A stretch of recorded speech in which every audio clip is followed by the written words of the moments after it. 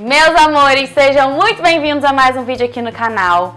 E hoje eu vou falar pra vocês sobre a absorção de nutrientes, pra gente ficar aí, ó, bem forte, nutrido, maravilhoso, entendeu? E tem uma coisa que vocês não sabem e eu vou contar hoje. Não quer dizer que a gente absorve tudo que a gente come. Então será que a gente tem que comer a mais? Como é que a gente pode fazer pra absorver melhor os nutrientes? Vou contar tudinho pra vocês, então vem comigo.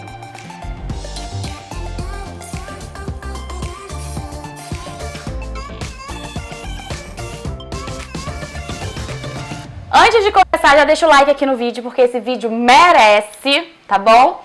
Compartilha com todo mundo que precisa assistir. Mãe, pai, tio, madrinha, padrinho, amigo, namorado, esposa. Compartilha com todo mundo, porque eu quero todo mundo bem saudável, tá? E ó, se inscreve aqui no canal, ativa as notificações pra você sempre ser avisado quando eu postar um vídeo. Mesmo que você seja inscrito, já vai lá ver se você ativou as notificações. Mas vamos lá. A digestão dos alimentos, ela começa na boca. Na verdade, quando a gente já começa a sentir o cheiro, ver, nosso corpo já vai se preparando, até fazendo algumas enzimas, entendeu? Liberando, porque já tá sabendo que tá vindo comida. Começa na boca, tanto no contato, né, com a língua, com a mastigação. A mastigação ela é um ato de digestão, tá? E também a gente libera já enzimas, que são moléculas que quebram outras moléculas já na nossa boca. E aí vai passando, né? Vai lá descendo, passa no estômago, no intestino, e no intestino onde a gente principalmente tem a absorção dos nutrientes. E esse é um dos motivos que eu falo que a saúde intestinal é importantíssima. Eu já fiz no meu canal um vídeo sobre o intestino. Já fiz um vídeo sobre o intestino aqui, a importância da gente cuidar bem, falando que ele é o nosso segundo cérebro. Então vou deixar o link aqui no iCard. Corre lá para vocês assistirem, que eu falo tudinho. Interfere na nossa ansiedade, na absorção de nutrientes, em várias doenças. E como é que tá ali também, né, se a gente tá com constipação, com diarreia, interfere em muita coisa. Então eu sempre digo que a gente tem que cuidar muito bem dele e que quando a gente vai começar uma reeducação alimentar, o primeiro passo é regular ele, entendeu? Porque ele manda em quase tudo. Aí o que eu ia falar depois disso? Eu esqueci. Amnésia. Será que eu não tô cuidando bem do meu intestino? E aí, o que acontece? A gente come lá, por exemplo, couve no nosso almoço, feijão e tal. E somando tudo, a gente tem, por exemplo, 100 miligramas de ferro, tá? Tô aqui, ó, supondo, nem sei, tá? Não quer dizer que a gente consumiu essas 100 miligramas de ferro e que a gente vai absorver, né? Ou seja, lá no nosso intestino, vai passar do intestino pro nosso sangue e, né, a gente utilizar aí nos nossos órgãos da forma que a gente precisa. Não quer dizer que vão passar essas 100 miligramas, meu amor. Pois é. Por quê? Vai depender se a gente está com uma barreira intestinal íntegra, ou seja, boa, né, bem cuidada, sem nenhum machucadinho, vamos dizer assim, basicamente. E quanto melhor ela tá, melhor a gente absorve os nutrientes. Depende também de várias condições de saúde, né? Então, por exemplo, quem tem problemas de síndrome do intestino irritável? Eu tenho! Quem tem também? Levanta o dedo aí. Então, a gente pode ter uma dificuldade maior em absorção de alguns nutrientes. Quem tem doença de Crohn, quem tem um intestino mais curto, inclusive, gente, nosso intestino tem, sei lá, de 3, 4, 5 metros, assim, bizarro, né, cara? Tipo, ele fica todo enroscadinho aqui, se a gente abrir, ele é gigantesco. A parede, né, o contato que ele tem com os alimentos, assim, é bem grande, então a gente tem absorção ali, e tem gente que tem o intestino mais curto, então você vai ter uma menor absorção. Enfim, tem várias condições, inclusive se a gente tiver comendo coisas que não fazem bem pra gente, a gente vai estar prejudicando o nosso intestino e, consequentemente, a absorção de vários nutrientes. Por isso, a gente tem que cuidar muito bem dele. E várias coisas ruins que a gente consome prejudicam a integridade dele. Então, por exemplo, se você come glúten e é uma coisa que te faz mal, vai prejudicar a integridade dele. E como ele é inflamatório, o glúten, ele fica aderido ali no nosso intestino, forma uma cola, inclusive, inflama ali localmente, dificulta a absorção de outros nutrientes. É por isso que eu falo, gente, não consome no dia a dia, não tem problema de comer uma vez ou outra, mas evita, sabe? Que mesmo que você não tenha uma alergia ao glúten, pode te prejudicar de alguma forma. Se você tá toda hora comendo lactose e você não digere bem lactose, você está causando ali uma inflamação local, você está fazendo o seu corpo querer expulsar toda hora essa lactose. Por isso que muita gente tem diarreia. Quando você não absorve bem, o seu corpo quer expulsar, então começa a jogar água. Inclusive, quando a gente não está com uma boa barreira intestinal, a gente não absorve bem alguns nutrientes e a gente ainda pode deixar passar coisas que não deveriam passar. Então, por exemplo, a gente tem várias células aqui, né, no nosso intestino ligadas, que vão estar certinhas aqui, íntegras, tá? E aí vão passar aqui pelo meio os nutrientes que tem que passar.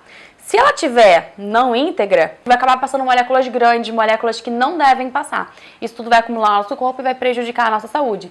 Às vezes, por exemplo, glúten, né? É muito comum dele ultrapassar essa barreira e se acumulando na tireoide. Aí pode acontecer a tireoidite de Hashimoto, vocês já ouviram falar?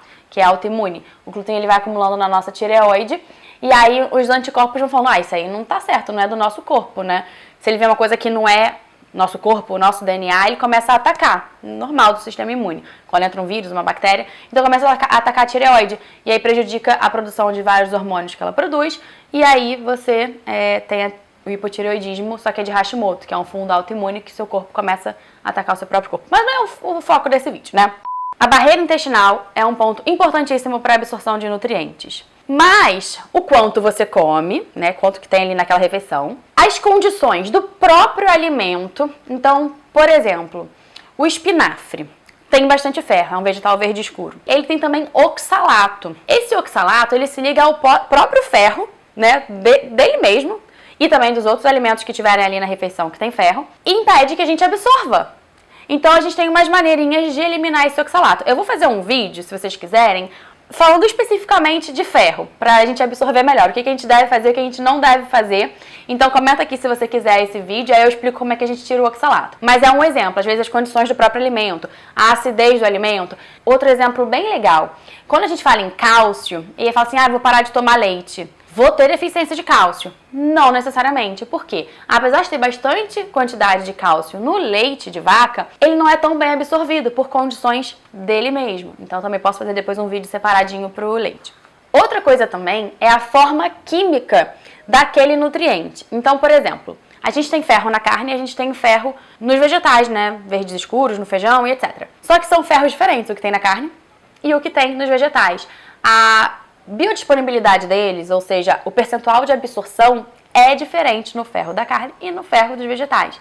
É um ponto também para ser falado no outro vídeo de uma forma melhor. Até quando a gente vai, por exemplo, manipular um nutriente. A gente tem ferro quelado, sulfato ferroso, várias formas químicas do ferro e cada um tem uma porcentagem diferente de absorção. Então a forma química ela é realmente importante. Outra questão são as combinações que a gente faz ali na refeição. Então tem substâncias, alimentos que podem dificultar a absorção de alguns nutrientes e outros que podem melhorar a absorção, né? O ferro, inclusive, tem muita coisa que afeta essa absorção ou que melhora, né? Melhora e piora. Vou falar lá no vídeo pra vocês. Outra coisa é em relação a beber água e líquidos na refeição. De fato, pode atrapalhar um pouquinho a digestão, porque quando a gente bebe muito líquido, a gente dilui o suco gástrico, né, que é responsável também pela digestão, então a gente pode dificultar. Mas eu acho que assim, se você tá com sede, não tem problema você beber um pouquinho, só não bebe muito. Evitem também comer coisas que não são saudáveis, coisas químicas, né, porque tudo isso desregula o nosso intestino. Então, excesso de açúcar.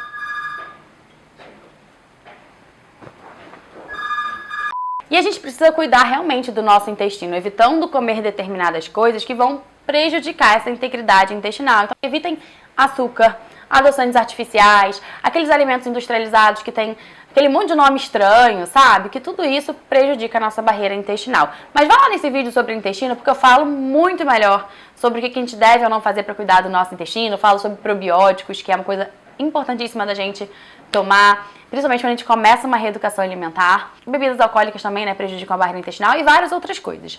E é isso, gente. Espero que vocês tenham gostado.